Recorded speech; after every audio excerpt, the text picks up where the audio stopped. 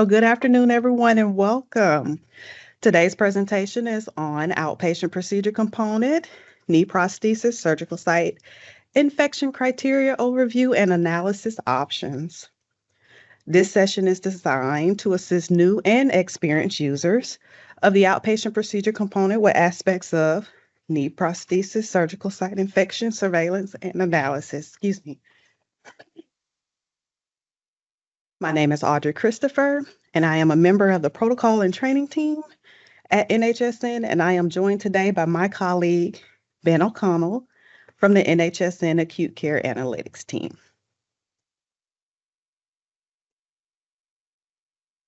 So by the end of this presentation, the user will be able to define an ambulatory surgery center, identify surgical site infection KPRO criteria, enter denominator data, and enter a surgical site infection event. For the analysis section, by the end of this presentation, the user will be able to generate new analysis datasets, describe each of the 5 report types, modify and customize analysis reports, and export NHSN analysis datasets out of the application. So let's start here. How does NHSN define an ambulatory surgery center? So an ambulatory surgery center is a distinct entity that operates exclusively for the purpose of providing surgical services to patients not requiring hospitalization, and in which the expected duration of the services will not exceed 24 hours following that admission. An ASC must be certified by the Centers for Medicare and Medicaid Services, licensed by a state agency, or both. So for a little background about OPC KPRO SSI criteria, in 2018, the Centers for Medicare and Medicaid Services removed total knee arthroplasty, or TKA, from the inpatient-only procedure list, which allows TKA procedures to be performed on an inpatient or outpatient basis, which meant that these procedures will be performed at a higher rate in ASCs. Our ASC community partners identified a need to be able to more effectively monitor these procedures. So in response, we worked together to develop OPC prosthesis, or KPRO SSI criteria, and it was added to OPC in 2025. So let's review the OPC KPRO SSI criteria. For surgical site infection reporting on the outpatient procedure component, there are 3 criteria for all tissue levels that include the following: general surgical site infection criteria, which is applicable to all operative procedure categories except for breast and KPRO surgeries performed in ASCs. The breast surgery surgical site infection criteria, that applies to SSI surveillance for all NHSN qualifying breast surgeries or procedures performed in ASCs. And our knee prosthesis KPRO surgical site infection criteria, that applies to SSI surveillance for NHSN qualifying KPRO surgeries performed in ASCs. KPRO was previously reported under the general surgical site infection criteria. It now has its own SSI reporting criteria that we will be reviewing in the next few slides. But first, let's look at tissue levels for SSI identification. Surgical site infections are identified and reported according to the depth of tissue affected. For the purposes of NHSN reporting, the superficial level encompasses the skin and subcutaneous tissue, while the deep level involves the muscle and the fascia. The organ space level refers to any tissue located beneath the muscle or fascia. And now that we have identified the SSI incisional levels, let's review the SSI criteria. So the superficial and deep SSI criteria for the old and new KPRO criteria are essentially the same. The OPC SSI protocol can be assessed by using the hyperlink in the slide, where you will find the SSI reporting criteria. So let's take a closer look at the organ space criteria. For the organ space surgical site infection surveillance period, it can be either 30 or 90 days, depending on the NHSN operative procedure category performed. It involves organ space tissue deeper than the fascia or muscle. And the patient has to have at least one of the following. All right, for general organ space SSI criteria, it must be either A, purulent drainage from a drain placed in the organ space. For example, closed suction drainage system, open drain, T-tube drain, and CT guided image. Or B, criteria B, organisms are identified from an aseptically obtained fluid or tissue in the organ space by a culture or non-culture based microbiologic testing method, which is performed for purposes of clinical diagnosis or treatment. For example, not active surveillance culture testing. Or C, an abscess with other evidence of infection involving the organ space detected on gross anatomical, histopathologic exam, or imaging test consistent with infection. Now, for KPRO organ space SSI criteria, the patient must have at least one of the following. A, 2 positive periprosthetic joint specimens, tissue or fluid, with at least one matching organism identified by culture or non-culture based microbiologic testing method, which is performed for purposes of clinical diagnosis and treatment. For example, not active surveillance culture. Or B, patient has organisms identified from bone by culture or non-culture microbiologic testing method, which is performed for purposes of clinical diagnosis and treatment. For example, non-active surveillance culture testing. Or C, a sinus tract communicating with the joint identified on gross anatomic exam, abscess, or other gross anatomic evidence of infection at the level of the joint.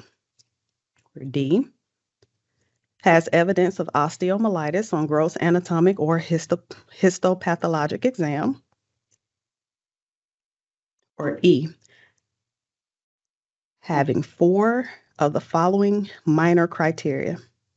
First one, elevated serum C reactive protein and erythrocyte sedimentation rate. 2, elevated synovial fluid, white blood cells, change on leukocyte esterase test strip of synovial fluid.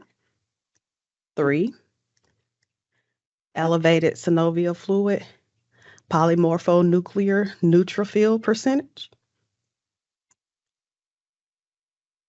Positive histological analysis of periprosthetic tissue. Or 4, organisms identified from a single positive joint specimen, tissue or fluid, by culture or non-culture based microbiologic testing method, which is performed for purposes of clinical diagnosis and treatment. For example, not active culture or testing. Now, I want to add, for users who are familiar with patient safety, although we pulled some reporting criteria from Patient Safety Components, Chapter 17, periprosthetic joint infection and bone, to develop the criteria for KPRO organ space SSI, it is not a part of the OPC general, breast, or KPRO organ space SSI reporting in OPC. All right, we've arrived to our first knowledge check. Let's review this question. Mrs. Ortho Knee had a KPRO procedure performed at your ambulatory surgery center. How long will you perform post-discharge surveillance for superficial incisional SSI? Is it 30 days, 60 days, 90 days, or determined by the KPRO procedure type. We see a lot of 90 days coming through. Oh, a lot of 90 days. All right, let's review. The correct answer is actually 30 days because the surveillance period for superficial, that's the key word, superficial incisional SSI is 30 days regardless of the operative procedure code category. All right, now let's take a look at a scenario that will lead us into the view of the updated OPC user interface.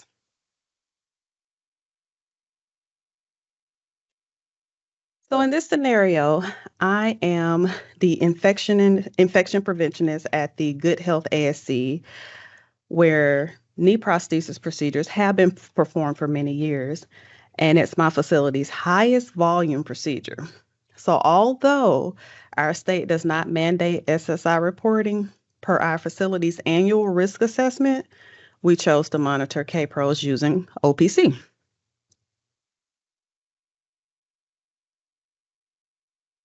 So I log into my facility using the NHSN OPC application, and I see an updated OPC user interface. It was designed to be more intuitive, easy to navigate, and offer much more to users.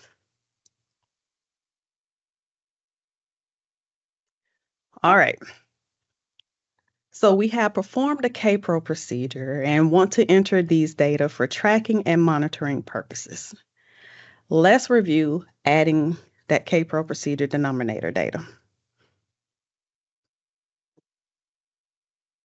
So we'll navigate through manual entry when adding procedure denominator data. Here we will say that the surgeon has completed the KPRO procedure, and I want to manually enter the data into the NHSN application to be able to track and monitor this procedure. So to do so, I navigate to the Procedure tab in the left-hand navigation bar and click Procedure as seen by Step 1. Then I click Add in the upper right corner, indicated by Step 2, to add the procedure.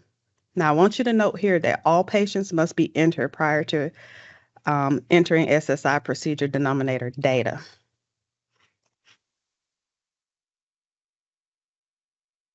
I want to make sure that I add data to all mandatory fields that's required to save this form. So looking at the image at the top right, while on the Add Procedure page, I enter data for each field indicated by a red asterisk or red arrow. And here's a tip. If you click the Lookup button, it will open the patient list seen in the image above. This is where I can select a previously entered patient by checking that box. If the patient data was already added in the Patients tab, then it will auto-populate all entered data in the patient information section. But you do also have the option to manually enter patient information in this section, as we were previously reviewing. So when the patient's list is open, Step 3, I will check the box next to the row indicating the patient I wish to select. Then 4, I click Save to confirm that selected patient. And again, I want to highlight it is important to enter data for all mandatory fields indicated by a red asterisk on this form. So moving on to Step 5, in the procedure information section, I select KPRO, knee prosthesis, from the drop-down box, the appropriate CPT code from the drop-down box, and the procedure date. Now, I want to note here that the CPT codes cannot be manually entered, so a selection has to be made from the drop-down box. Once I am done entering the procedure information, I go to Procedure Details section to enter data in all fields as indicated by the red asterisk. And finally, at Step 6, once I have entered those data, I will click Save in the upper right-hand corner to save all procedure data that I have entered. All right, our second option for entering procedure denominator data is CSV upload. So let's take a look at that. Here's our scenario here. Let's say that the surgeon has performed and completed 3 KPRO procedures, and I would like to enter them into the NHSN application at once instead of entering them manually. So this is an image of the OPC CSV test file for upload. As an FYI, this is fictitious data for training purposes only. So the file contains data where information can be entered for all NHSN operative procedure categories that my facility has chosen to monitor for the reporting time period in which to upload. The best feature about the CSV file is that all NHSN procedure categories entered in the file can be uploaded all at once into the NHSN application. So to access the CSV guide and file, I go to the OPC surgical site infection webpage that is hyperlinked here, navigate to the supporting materials section where I can find the OPC CSV guide and import file.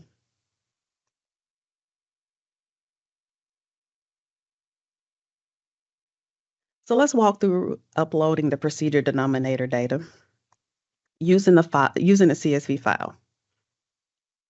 I now have all 3 of my KPRO procedures in that CSV file, and I'm going to import my procedure denominator data in the NHSN application via CSV upload. So the first step is I navigate to the procedure tab in the left-hand navigation bar. Step 2, I click the import button to import my prepared CSV file. And to begin the CSV upload process, I will proceed to, and this is 3, click the Select File button, and my Personal File Explorer will open. And I want to note here that you will select your saved CSV file for upload, and remember, it is wherever you saved it, whether it's in your documents, downloads, desktop, etc.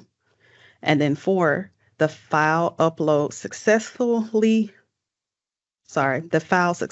upload message will display in my when my upload is successful. And then lastly, step 5, I will click close to complete this task.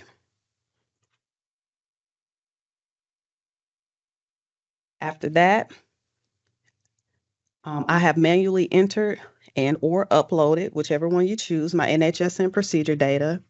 And I can view these data by clicking the procedure tab on the left-hand navigation bar, and all entered procedures will be displayed as seen in the illustration here.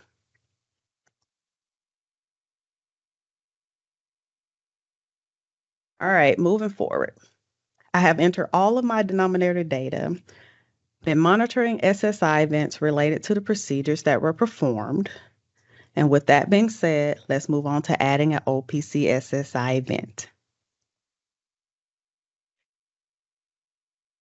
I have discovered that the patient who had a KPRO less than 90 days ago has reported signs and symptoms of an infection, and the surgeon has confirmed through documentation that the patient has a surgical site infection, and the event needs to be entered into the application. Now, I add the SSI event. So step 1, I navigate to and click the Event tab on the left-hand navigation bar. Step 2, I click Add in the upper right-hand corner to add the event. When I add event data, it is important that I enter all mandatory fields indicated by a red asterisk or red arrow.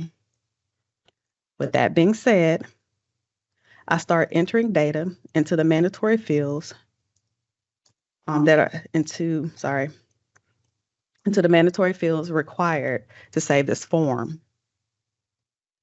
So looking at the image at the top, while on the Add Event page, I will start in the patient information section. And here's your tip. If you click the lookup button, it will open the patient's list seen in the image above. This is where you can select a previously entered patient by checking the box. If the patient data was already added in the patient tab, then it will auto-populate all entered patient data in the patient information section. You also have the option to manually enter patient information in a section if you choose. So, when the patient list is open, I will, step 3, check the box next to the row indicating the patient I wish to select. Then 4, I click Select to confirm my selected patient. And then next, I move on to the event information section and I select OPSSI, surgical site infection, from the drop-down box as indicated by step 5. Step 6, under the event information section, I enter data for all mandatory fields that are required to save this form, indicated by a red asterisk or a red arrow. Moving on to step 7, under the procedure information section, I also enter all mandatory and required data fields. Step 8, after I have entered all data for these sections and required fields, I click the link procedure button to link the procedure to start the process to link the event.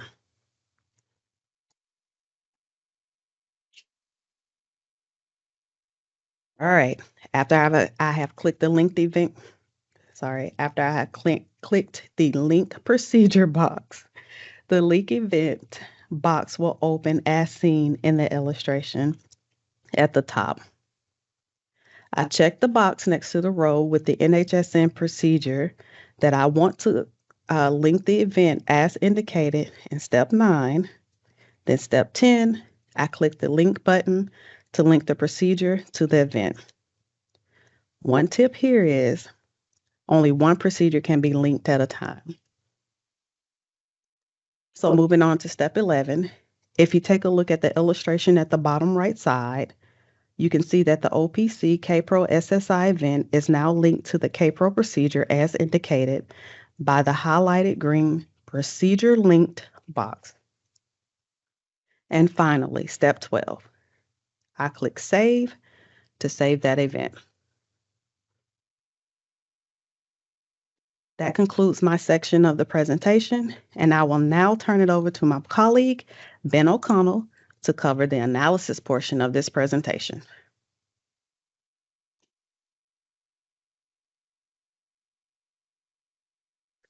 Hi everyone, my name is Ben O'Connell and I'm on NHSN's Acute Care Analytics team. I'll be walking us through a demonstration of the different analysis options available in the application. Before we get started, as a general disclaimer, I want to mention that all of these data are fictional and have been created for training purposes only.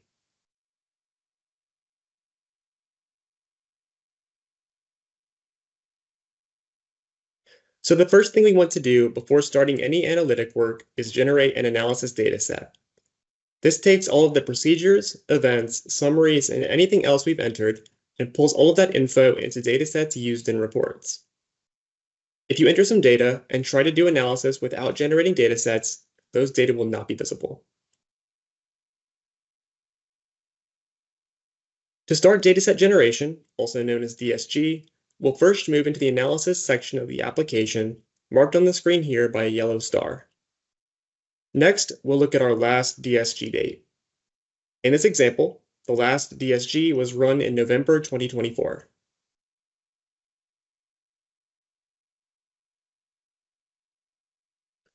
To begin DSG, we'll click on the Generate Datasets button and enter a time period. If you don't want any date restrictions on your data, you can simply leave the time period boxes blank. Once you've confirmed your time period, click on Generate to start the process.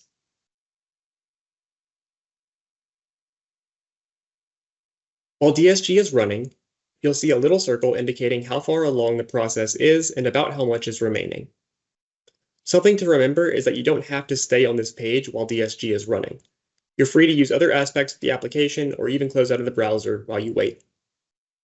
If for any reason DSG gets stuck or you come across any errors, you can click on the Clear Datasets and Processing link there, and that will clear everything and start the process over.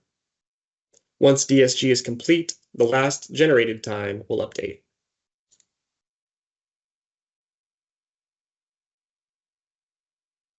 Now we're going to move on to the analysis reports. To access the analysis reports, we'll do the same thing we did for DSG, where we click on the Analysis tab of the application.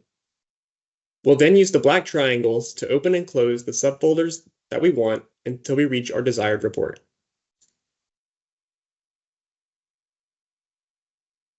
Clicking on a report will show some key information such as the default variables, the analysis dataset used for the report, and any filters applied. You can click on the Modify option to customize the report exactly how you'd like it, but we'll come back to that feature later. For now, we're going to talk about the 5 different report types found in the application.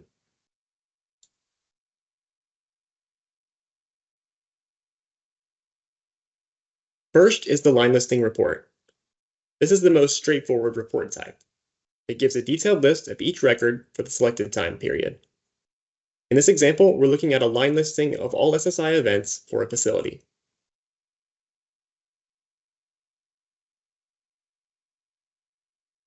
Next is a frequency table. This table gives counts and percentages organized by your selected variables. In this example, we're seeing counts, column percentages, row percentages, and overall percentages for event types stratified by each procedure code.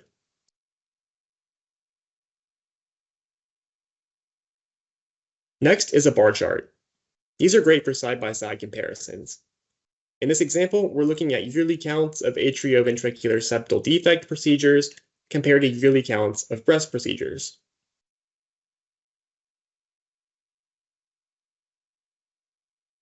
Here we have pie charts.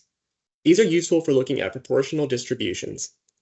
Here we're looking at counts of SSI events by location where patient ASA score equals 1.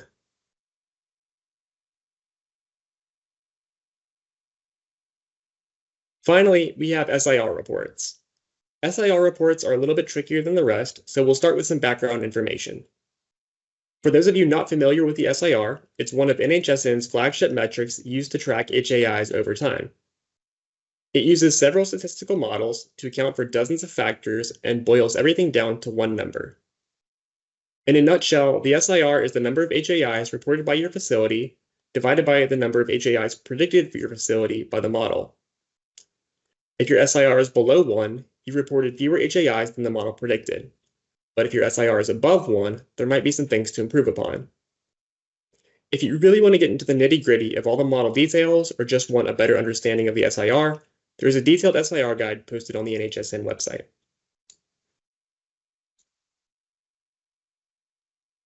Here's an example of what an SIR report looks like. On the bottom, we can see the SIRs stratified by procedure code, and on top, we can see the facility's total SIR with all procedure codes combined. Looking at the top report, the one with all the procedure codes combined, you can see that 13 infections were predicted compared to 14 that were reported. Since the number of reported events was higher than the number predicted, the SIR is slightly above 1. However, it's important to remember that the overall context of the SIR and not just look at one number. The SIR p-value is used to determine if the difference in observed and predicted infections is statistically significant. Here, with a p-value of about 0.75 and a confidence interval of 0.613 to 1.763, we can determine that our number predicted and number observed are not statistically different. So to wrap everything up, while the SIR is a useful at-a-glance metric, it's important to review things like procedure volume and the statistical tests to get the overall picture.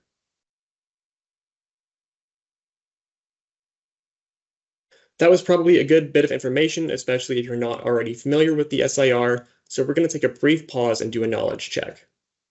Our question is going to be, when doing data analysis in NHSN, how often should you generate data sets? A, at the start of every week, B, at the start of every month, C, each time you start analytic work, and D, when the application reminds you. All right, Ben, I'm seeing a lot of C's coming in. Awesome. That is the correct answer. Good All job, right. everyone. Great job. Yep. And the reasoning for that is generating data sets ensures that all of your latest data are being included in your analysis reports.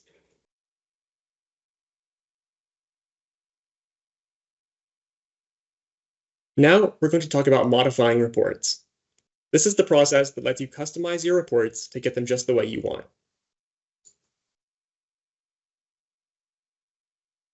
To begin modifying reports, we're going to do the same process of navigating to the reports list and clicking on your desired report. Once the report details appear, click the Modify button in the bottom right.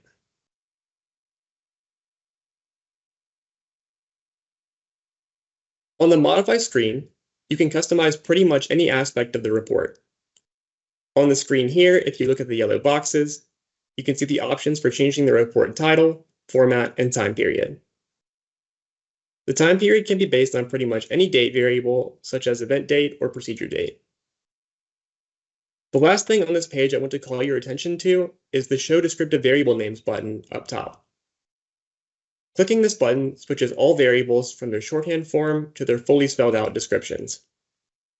I highly recommend this if you're just getting started with analysis and don't have a ton of familiarity with the variables, and I'll show you an example of what this looks like on the next slide.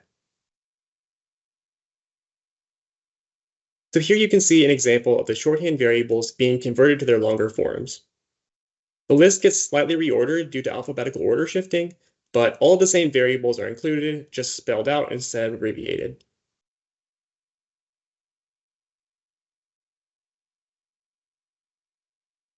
Back to the Modify screen, we're now looking at the filters.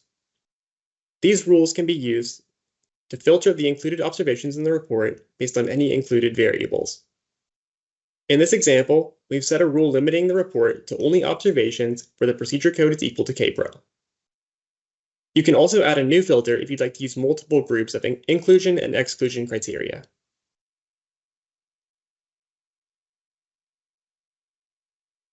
Now we're looking at the display variables.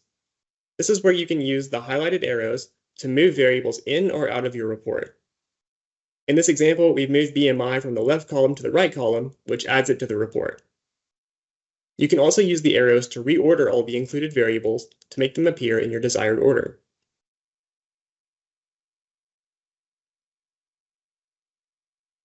After the display variables comes the sort variables.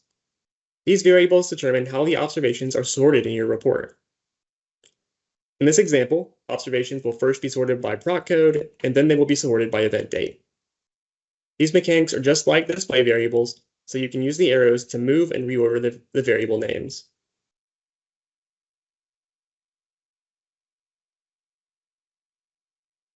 Finally, once all of our modifications are done, take one last look and make sure that your latest DSG is recent, and then click Run in the top right to print your report. To save you some time in the future and prevent you from having to do all these modifications again, this can be saved as a custom report by clicking the blue Save button. This will add your custom report to your list of analysis reports for you to come back to at any time. The last thing that we're going to talk about today is exporting analysis reports out of the NHSN application. To export a report, select your desired report on the analysis screen and click Export in the bottom right. This will open up a menu that allows you to pick one of 5 different report formats for your export.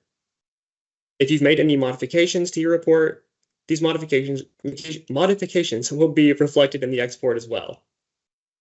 If it's more convenient for you, you can also find this export button at the top of the Modify screen right next to the Run button.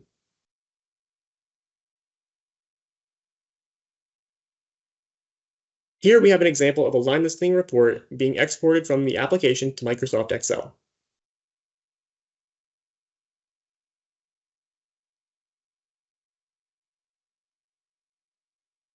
So that was the end of our presentation today, and we also have some supplemental items available in our annual training community, and those are listed here on your screen. There are 6 documents in total. And then thank you all so much for your time and attention today. If you have any questions, please post them in ServiceNow, and we'll be happy to assist you. If you don't have access to ServiceNow, as always, you're free to email nhsn@cdc.gov to get in contact with a subject matter expert. Once again, thank you all, and I hope this has been a good learning experience.